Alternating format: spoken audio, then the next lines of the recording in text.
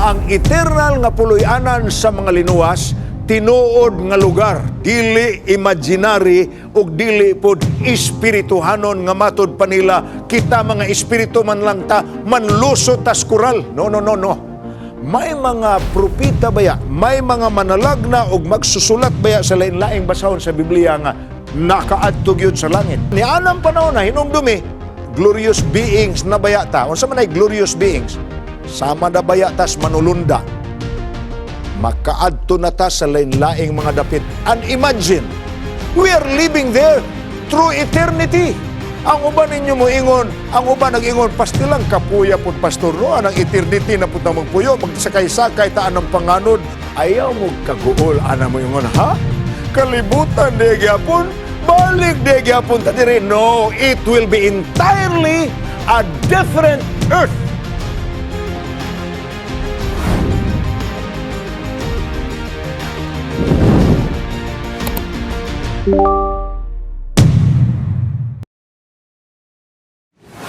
Tonight, fundamental beliefs number 28. Og niining panahon na ang tumoy-tumoy sa atong pagtuon adto ta sa pinakatumoy pod sa pagtulunan, ang atong padulngan, ang gingharian nga gitagana sa Dios sa iyang mga anak. Katong iyang gisaad, let not your heart be troubled. You believe in God, you believe also in me. In my Father's house are many mansions. I go to prepare a place for you. And if I go and prepare a place for you, I will come again and receive you unto myself. Maunang atong gipaabot ang saad sa Dios nga mubalik siya aron tigumon ta niya dito sa puloy-anan sa mga linuwas. Ang pangutana, does the Bible have any description as to what kind of home we will be going to? Before we proceed in answering that question, please read with me our statement of beliefs. Okay, atong basahon ang fundamental beliefs number 28, the new earth. Let's read together. On the new earth, in which righteousness dwells, God will provide an eternal home for the redeemed and a perfect environment for everlasting life, joy, and learning in His presence. For here, God Himself will dwell with His people, and suffering and death will have passed away. The great controversy will be ended, sin will be no more. All things, animate and inanimate, will declare that God is love, and He shall reign forever. Amen. Ug naa diha ang mga text, you can copy that. Akong hubaron, let's read together ang Subuanon or Cebuano nga version sa atong statement of belief number 28. Ang bag-ong yuta. Please read with me. Didto unya sa bag-ong yuta, diin anaa ang pagkamatarong, ang Diyos magahatag og walay katapusang puloy-anan alang sa mga linuwas, ug sa kahingpit nga dapit alang sa walay katapusang kinabuhi, eternal life, kalipay ug pagkat-on diha sa iyang presensya, continuous learning in the presence of God. Kay din hiniini ang Diyos mismo magapuyo uban sa iyang katawhan, ug ang pag-antos ug kamatayon mawala na. Ang dakong away, the great controversy, matapos na, ug ang sala mawala na. Ang tanang butang, mulihok ug dili mulihok, magapadayag unya nga ang Dios gugma ug nga siya muhari sa walay katapusan. Amen. Mga igsoon, ang final conclusion sa atong pag-alagad is the home of the saved. What does the home of the saved look like? Okay, atong sugda ng atong pagtuon. The Bible declares nga ang eternal nga puloy-anan sa mga linuwas, tinuod nga lugar, dili imaginary ug dili pod espirituhanon nga matud pa nila kita mga espiritu man lang ta manlusot tas kural. No. It will be a real place, And we are real people. Ayaw huna-huna nga kuntuan na tas langit, pareha na tanianang makita ninyo sa sini. Nga mga espiritu nga manlusot sa bungbong, manglusot sa kahoy. It's not like that. It's a real place because we are real people. A locality where the real people with bodies, with brains, we can touch and hug each other. We can touch, we can taste and eat the fruits. The 12 kind of fruits in the tree of life that is there beside the river of life. Oh my, such a beautiful thing to look forward to. Mahimo nato ang tanan sama sa atong ginahimo karon. We have the sense of seeing, we have the sense of hearing, we have the sense of touch, we have the sense of taste, we have the sense of smell. We can measure, we can picture, we can test, and we can fully experience because heaven, the home of the saved, is a real place. Tingali karon ang uban ninyo nagsugod nagkalibog. Ngano nga langit may atong padulngan, ang title sa atong puloy-anan sa mga linuwas, The New Earth Man. Please bear with me. Let us journey together as we explore what the Bible says. Now, the term New Earth expresses both continuity with and difference from the present earth. Ayaw mo huna higala nga kanang new earth nga gisgutan sa Biblia nga mo'y atong puy-an, maura gihapon ning ingon ini ka baho, ingon ini ka abog, ingon ini ka igang. It will be entirely different. Hinumdumi ang atong gidescribe kagabi. Hinluan sa Dios kining kalibutan na pinaagis pagsunog ni ini sa kalayo. 2 Peter chapter 3 verse 10. He will burn this earth with fire and renew it. Iyan ang baguhon. 3 verse 10. But the day of the Lord will come as a thief in the night, in which the heavens will pass away and a great noise, and the elements will melt with a fervent heat. Both the earth and the works that are in it will be burned up. Ato na nang gitun-an kagabi.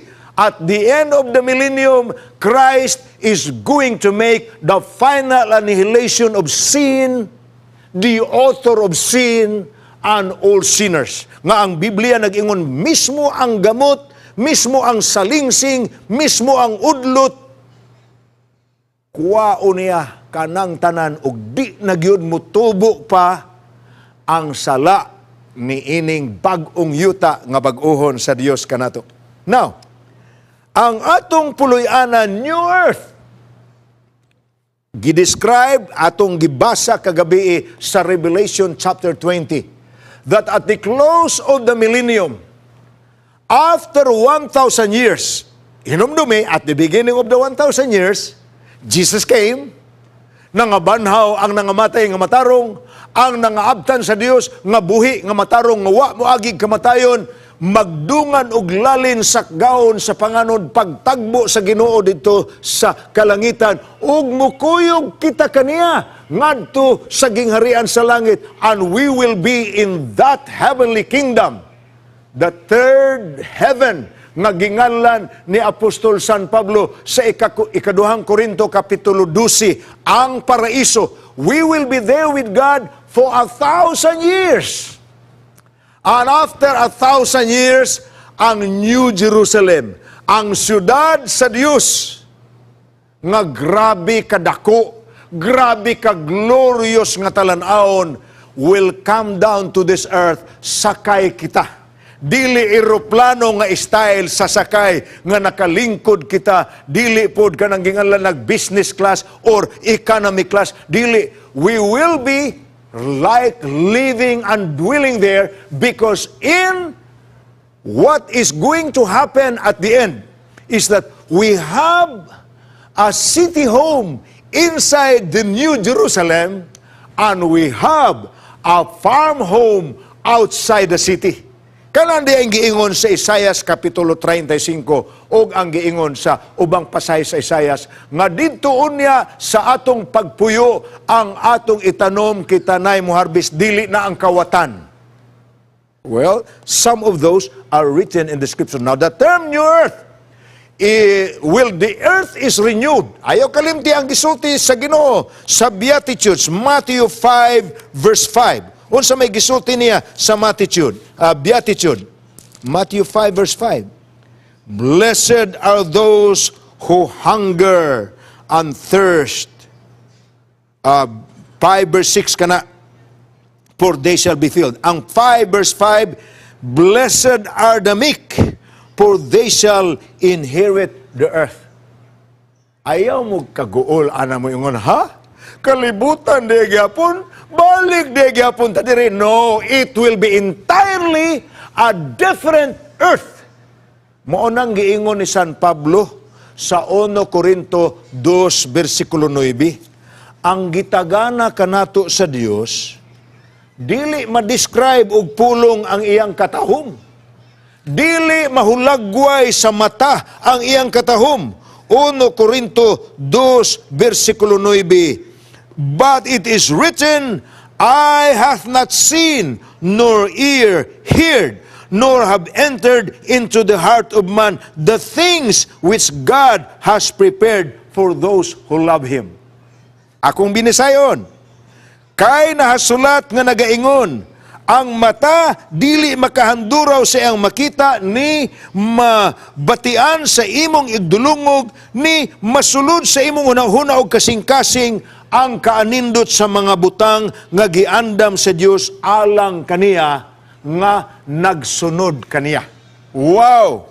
Ang giandam sa Dios is beyond imagination. Abi ninyo mga kigsuon, ang langit nga ginganlan ni San Pablo og ikatulong langit, ang puloy-anan sa Dios. Mabasa na nimo sa 2 Korinto Kapitulo 12. Ingon pa si San Pablo, nakaila ko usa ka tawo, 14 anyos ang milabay. Ambot kung nakaadto ba siya nga sa lawas gyud or sa huna-huna sa bisyon baka, wa ko kasiguro ni ana. Apan nahibaw ko ni anang tawhana nga gidala siya sa ikatulong langit. Versikulo 3. Nahibaw anak ko ng tawhana. Sa iya batong lawas o sa iya bang pananaon, di lang ko anak siguro ang Dios ray nahibalo.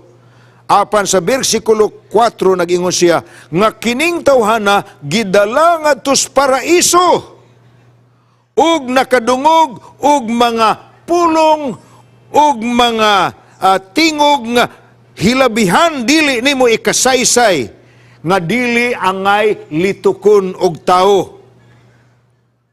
Of such a one I will boast, yet of myself I will not boast, except in my infirmities. Akong hubaro niya, kay iparaphrase man na nga pinulungan. Murag niingon si San Pablo, naabaya ko'y nailhan nga tao, 14 ka anyos nang milabay, gidala siya sa ikatulong langit, ambot kung gidaba to siya sa lawas or gidara ba to siya sa pananaon. He was talking about himself.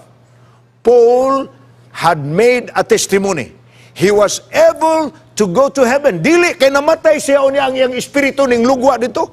He was alive. That's why matud pa niya, ang Ginoo na hibaw sa lawas ba ko niya gidala or sa vision ra ko.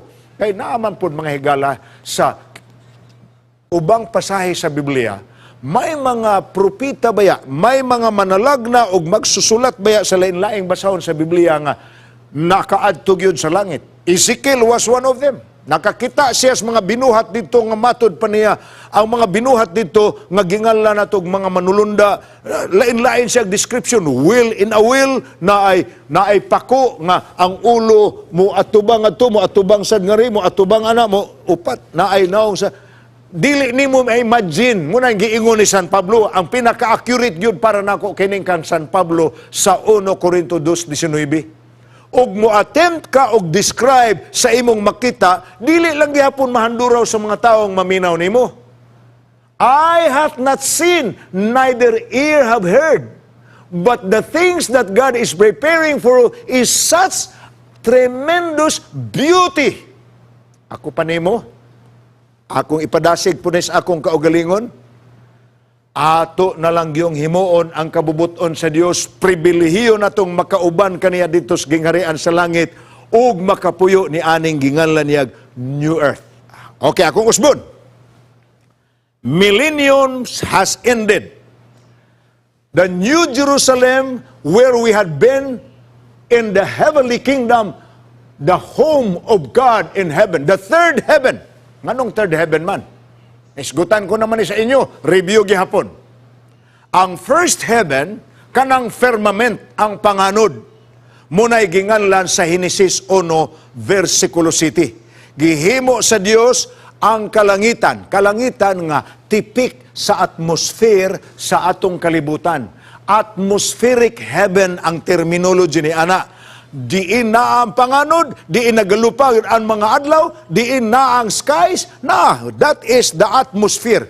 Beyond that, naanapunta sa Salmo Kapitulo 8, nga nag-ingon si David, unsabay nakita nimo sa tao, Ginoo, ato ragon basahon ng iyang pinulungan, sa versikulo 3, when I consider your heavens, Psalm chapter 8, verse 3, when I consider your heavens, the work of your fingers, the moon and the stars which you have ordained, what is man that you are mindful of him? You know what this verse is saying?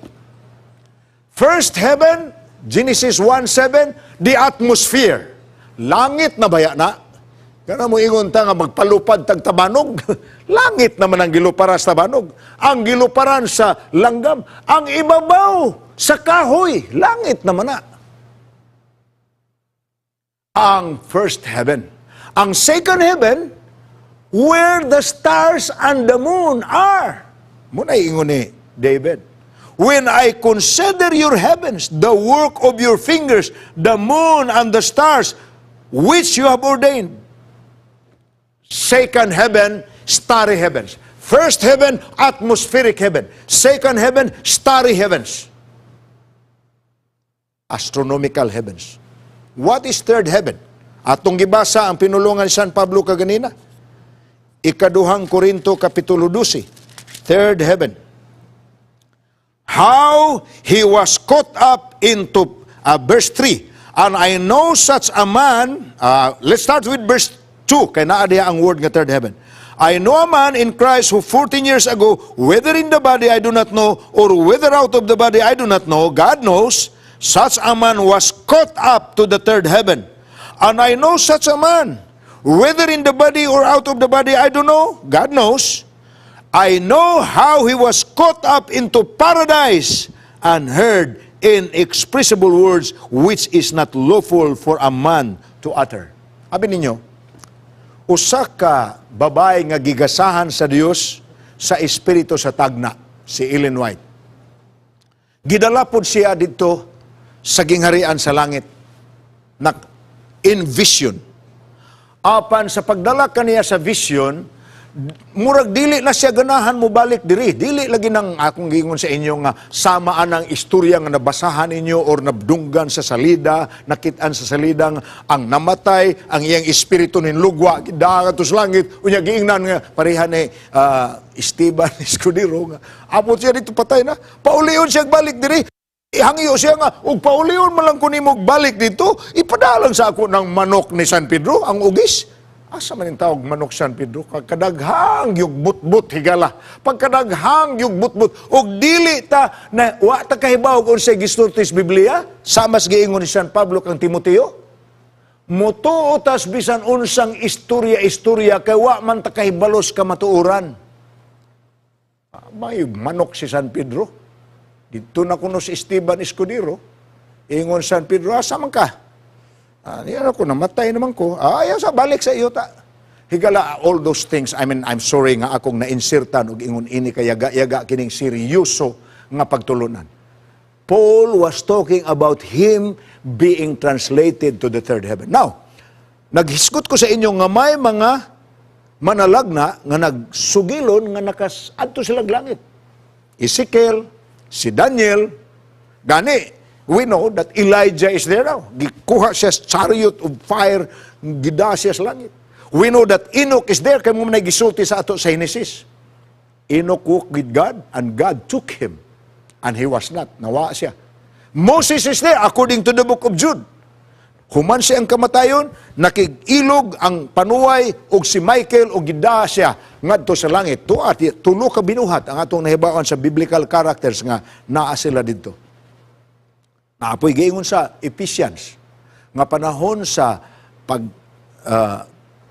anyway, na ay mga special resurrection. My point is this, there is heaven, there is paradise. We have already talked that in that paradise, there is the heavenly sanctuary where Christ is doing His intercessory and mediatorial ministry ongoing until now, until the time nga mogawa siya mag-close of probation, ug musunod ang pito ka hampak, musunod ang pagbalik ni Jesus.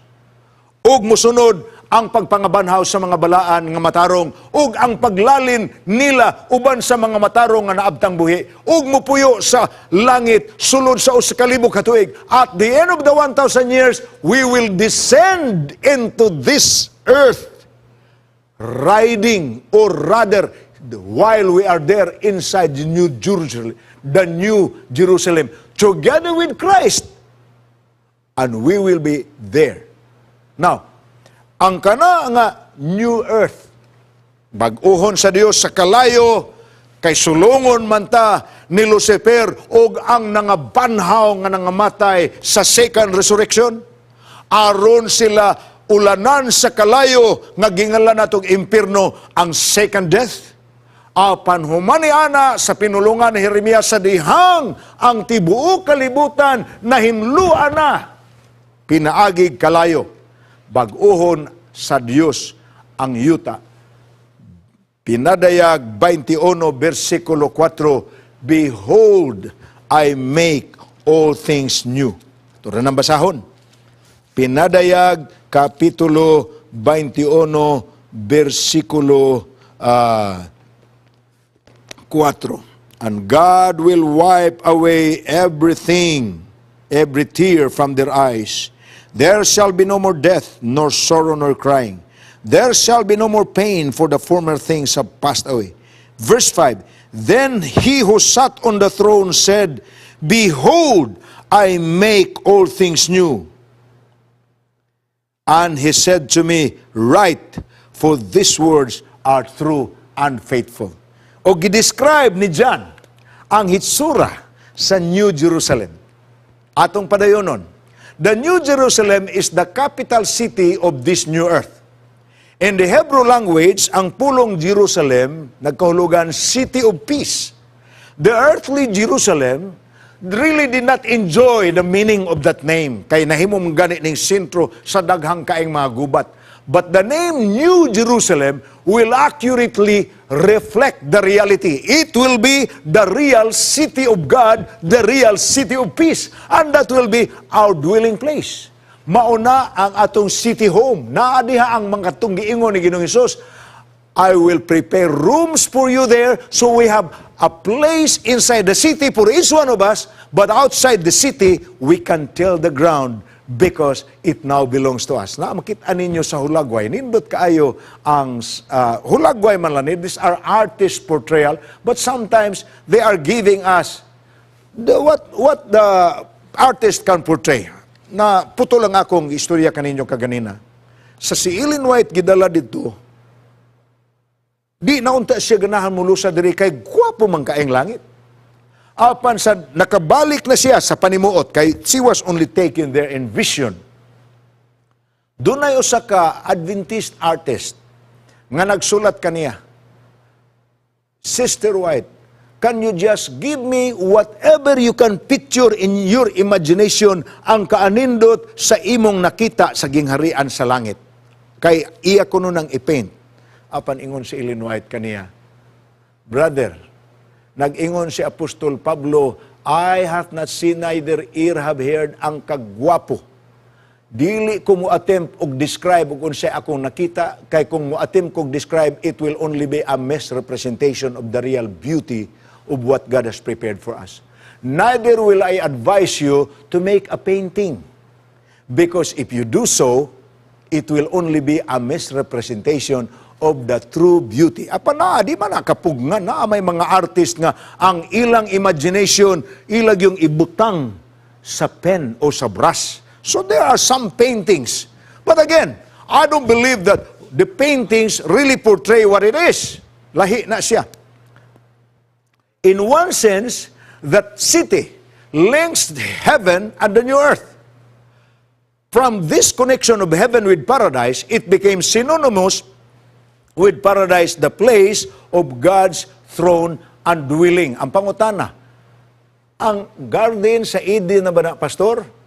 Mga kaigsuunan ko, tubra kita sa pagdawat o gusay na suwat sa Biblia because God said it and we believe it.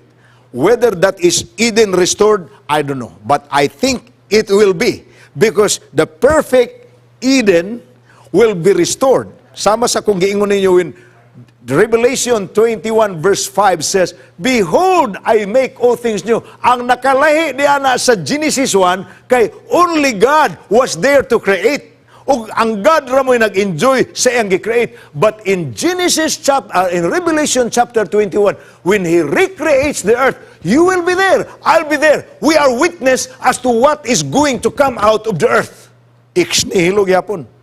Kay giut-ut naman niya ang tanan, wala na may nahibilin except ang New Jerusalem o ang mga katawhan sa Diyos. Atong padayonon. Now, the physical description of this beautiful home. God's glory illuminates the city, making the light of sun and moon superfluous. Muna'y gidescribe sa Revelation 21, verse 23 and 24. Apan unsa may pagka-construct, ana? Naaba po dito yung mga tiles, naaba po dito yung mga carpet. God has used only the very finest of materials in building the New Jerusalem. Kung inyong tanawon ang description sa Revelation 21, I tell you, you will be amazed. Tanang klasis mahal nga bato na adiha. Ang napulog duha kapultahan nga girepresentahan sa 12 ka tribus Israel ug sa 12 ka tinun-an ni Hesus, perlas. O ang mga foundation, lain-lain nga bato, may emerald, may diamond, may topaz, may sardonyx, may sapphire, all those great and very expensive stones. Abi ninyo, samtang ga-imagine ko na ana, kay ang uban na to, daghan naman pong naadtuan nga mga dagkong syudad, nga naapoy dagkong buildings. One time, samtang nanuroy mi dito sa Macau. Ang among tourist guide, sige ra man gud mig hangad kay dagko man kay buildings unya dito sa Macau, yelo ng ilang buildings mura gipangkuluran nila gold bitaw. Kay kanang ang richest, one of the richest man in Asia, si Stanley Ho, nga tag-iya sa labing daghan nga mga casino dito sa Macau, gituyo na niya nga ang mga buildings pangkuluran niya gilo kay gold lagi, kay gold is precious. Apan, sige lamig hangad sa kagwapos mga building, sige lamig lingi sa kagwapos mga talan-aon, lain-lain nga mga design sa mga suga, mga bisag unsan lang makakat sa attention sa tao. Apan ingon ang among tourist, dili mo mudoko, unsay inyong gitamakan. Nindoko tuod mi. Ang amo daing salog, baga kayo nga bildo nga tag 1 inch, nga sa ilawom sa baga kayo nga bildo, tuwa dito ang mga gold bars. Naglakaw mi sa gold bars. Ingon na tong usa namo kakauban nga, pastilan. Natay martilyo tiltilon tani. Ang uban maglingaw-lingaw sa security guard. Kaya ang uban magtiltil ini. Huna-huna ra ba? Mga joke-joke ra. But what I'm trying to tell you is, grabihan na ta magtanaw sa mga magnificent buildings on this earth. But I want to tell you, ang gidescribe ni Paul, I hath not seen, neither ear have heard, og ang gidescribe ni John sa Revelation chapter 21 nga nakita niya, it's truly beyond imagination. All kinds of precious stones are the construction materials of the city of the New Jerusalem. Revelation 21:11 and Revelation verses 18 to 21. Now, the Bible makes clear that ultimately, the saved will inherit this earth. Mao man ang Matthew 5 verse 5 nga akong gibasa kaganina. Sa Psalm 37 verse 9 usab, o verse 29, o sa Psalm 119 verse 16. The Scripture locates the Father's throne and the heavenly headquarters in the New Jerusalem, which will descend to this earth, according to Revelation 21, 2, 3, and 5. Ipakunsad niya diri. So, kadtong atong gisgutan kaganina nga trono, sa miaging magabi nga trono sa Dios, mukuyog sa New Jerusalem, meaning, God will make this earth the headquarters, the center of the universe. Why? Because this is the earth where the great controversy has taken place. This is where the most meaningful event that has transpired in the whole creation of God, the whole universe. Diri mahitabo sa kalibutan mo nang para niya makahuluganon kaayo kining kalibutana nga maunihin mo uniyang sentros universo niya, ipakunsad niya diri ang bag-ong Jerusalem ug ang katawhan sa Dios ani adiri. Apan ni anang panahon na hinumdumi, glorious beings na baya ta. Unsa man ay glorious beings? Sama na baya tas manulunda. Makaadto na ta sa lain-laing mga dapit. And imagine, we are living there through eternity. Ang uban ninyo mo ingon, ang uban nag-ingon, pastilang kapuya pod pastor no, anang eternity na pud na magpuyo, magsakay-sakay taan ng panganod, magtugtog-tugtog sa alpa. Well, that's a very little thing for you.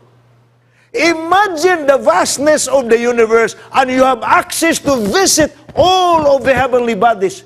Imagine when you meet all the patriarchs that are mentioned in the Bible or the characters there, and you will look and search for them and ask them questions. You talk with Moses, you talk with David, makigsulti ka kang Solomon, makigsulti ka kang Pablo, mamina ka swali ni Juan, etc. Eternity will never be boring. It will be a time where we will be occupied with everything that is noble. Butang nga pulos maayo kanang giingon sa Biblia. Think on these things. Mauranay mahitabo sa ato dito. It will be a very blessed nga kinabuhi. God will involve the redeemed in the affairs of His kingdom. Maapiltas kalihukan sa Dios. Kay naa naman ta nagpuyo sa Centros Universo, the New Jerusalem. Life in the new earth will challenge the most ambitious for eternity. The redeemed will build houses and inhabit them. Isaiah chapter 65 verse 21. Muna ako nga nyo. We have a home inside the city home. We can build our homes outside the city. Tingali mo, ingon mo, tugutan ka ta maghiwag kahoy dito, pastor. Na igala, for me, naanak ko sa kategorya sa ginganlan sa Deuteronomio 29:29. Ang mga butang wa na napadayag, dili na lang nako na apson. Ako na lang dawaton ang napadayag, kay dili na gani makaya sa huna-huna. For me, I'm just so excited to think that I'll meet Jesus there. And I'll be with Him forever. I'll meet my loved ones again. And we will be with them forever. Isaiah said, in the new earth they shall plant vineyards. We can plant orchards. We can plant grain fields. Tingali mo yung nakinsa may mamalit, pastor, nga naa naman tayo produkto tanan. I really don't care. We will realize no small part of our joy in eternity, in relationships. The loves and sympathies which God Himself has planted in the soul shall there find truest and sweetest exercise. Eternity offers unlimited intellectual horizons. Ang pag-expand sa atong kahibalo, murag mag-anam, maggrabe, apa ni anang panahon na, dili na ta magpunay sumpay sa atong ngalan o pila ka buok atong PhD. It will just be nga kitang tanan, wala nagiusa na to nga walay alamag. Ni anang panahon na kuntuan na tas langit, ang imong kaalam, ang akong kaalam, kanunay nagatubo nga walay pagkatapos, because education is as eternal as our stay in heaven. We will keep on learning, most of all, about Christ and about everything that He has made. Imagine, makaduaw ka sa ubang mga bahin, sa ubang mga planeta. And the Bible implies that there are creatures in other parts of the universe. It's not only our earth nga naay inhabitants. Kanabitang giingon sa Pinadayag Kapitulo 20, versikulo 12. Woe unto you, inhabitants of the earth, kay diha kaninyo gitambog ang sirpinti human sa gubat sa langit. But rejoice, ye heavens, and all you who dwell therein. Apan kalipay kamo kalangitan ug ang nanagpuyo diha. Ang uban mo ingon in reference man na sa mga manulunda, di masugoon sa Ginoo pag rejoice ang manulunda because they always rejoice. Ang iyang gimin, the inhabitants of the rest of the universe. And the universe is vast. Dili na nimo masukod sa una-una. Balik gyapon tas kang Pablong pinulungan. Dili makaya sa atong utok, sa imagination sa atong utok, dili makayag handuraw sa atong mga mata ang katahom, di makayag litok sa atong pinulungan ang katahom sa gitagana sa Dios alang kanato. The redeemed will live for and with Christ. Although the redeemed will have the opportunity of investigating God's treasure house of nature, the most popular science will be the science of salvation. Week by week, sumala sa Biblia, Isaias Kapitulo 66, versikulo 23, kinidi ay atong pagsimba sa Dios kada Sabado. Ang atong paghinumdum nga iya ratang binuhat, siya'y naglalang kanato, didto di ay sa langit, perpetual di ay kana nga activity. Isaias 66, versikulo 23, sa langit, magsimba kita kada Sabado. Ato ragon ang basahon, 66 verse 23. And it shall come to pass that from one new moon to another, from one Sabbath to another, all flesh shall come to worship before me, says the Lord. Remember, ato naning nahisgutan. Sabbath is memorial of creation. Throughout eternity, God will not allow us to forget that we are His creatures. He is our Creator. And that our relationship, great Creator and creature relationship, is an eternal relationship. Og ang handumanan dili nato wadon ang adlawng igpapahulay. Because that's the time we always, on a very regular basis, come back to Him and say, Lord, salamat sa imong paglalang kanako, salamat sa imong pagluwas kanako. Ni ana pong dapita ang New Jerusalem.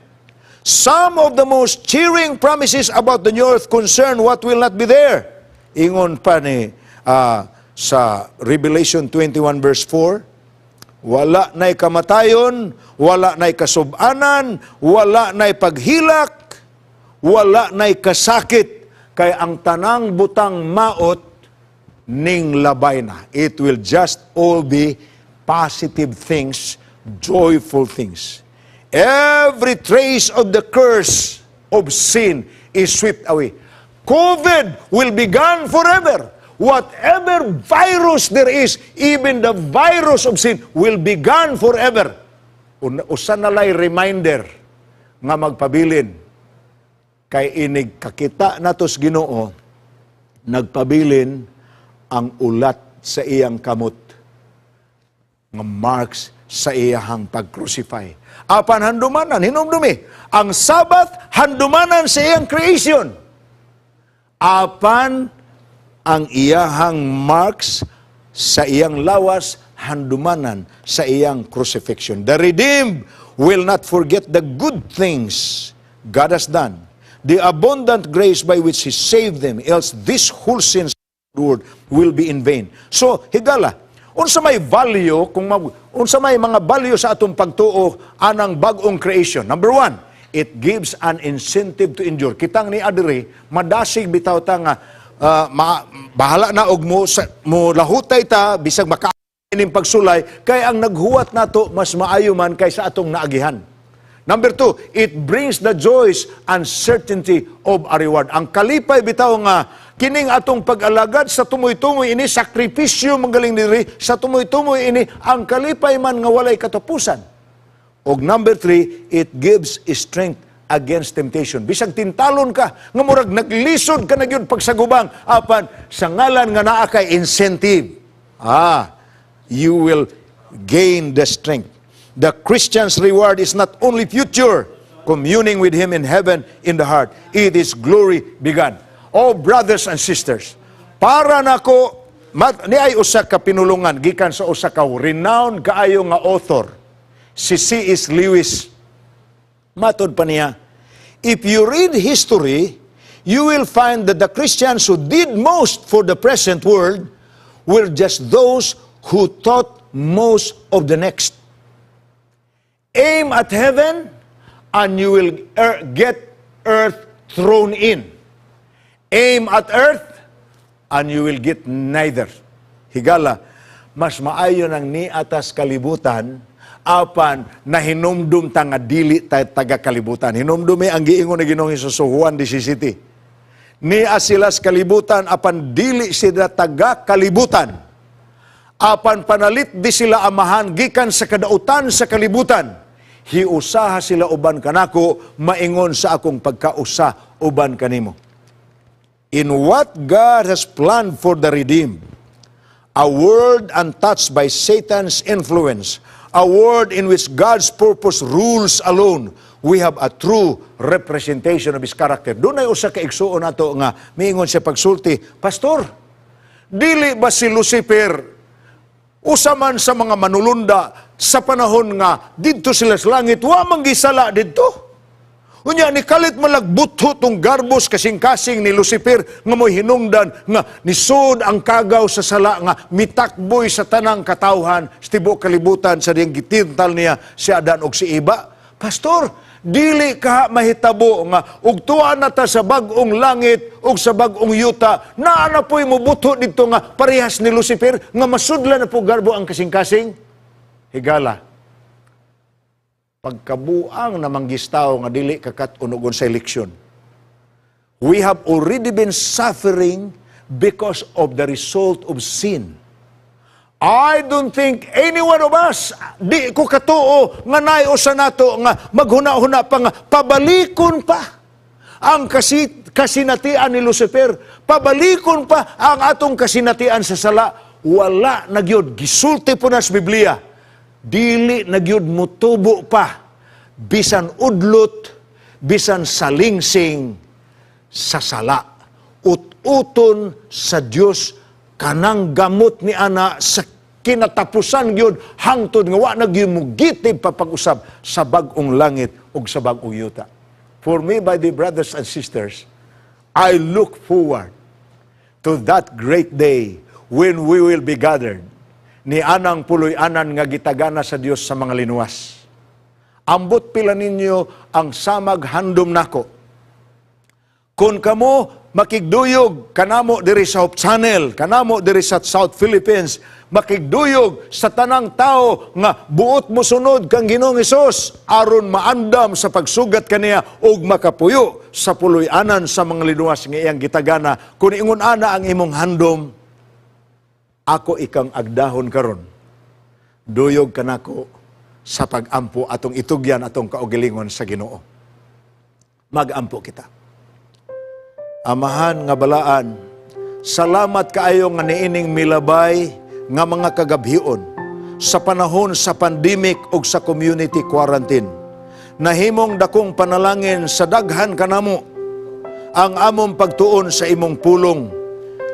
Gikan sa paghisgot sa among kahimtang o giunsa kami pagluwas ni Hesus, hangtod sa mga butang nga imong gitagana alang kanamo, ang gingharian sa mga linuwas, ang among puloy-anan sa wala nay katapusan. Tabangi kami amahan nga sukad karon, andamo na mo among hunahuna, andamo na mo among kinabuhi sa pagsunod kanimo ug pagpangandam sa pagsugat kanimo. Padayuna ang imong pagpanalangin sa mga tao nga nagpakitag kagutom ug kauhaw sa imong pulong, bisan sa magapadayon nga mga programa dinhi sa Hope Channel. Daghang salamat amahan sa imong pagtubag ug salamat kaayo for being with us in our journey in the scriptures in the past 7 weeks. We give you glory, honor, and thanks in the name of Christ, our victory, the only answer to all our problems.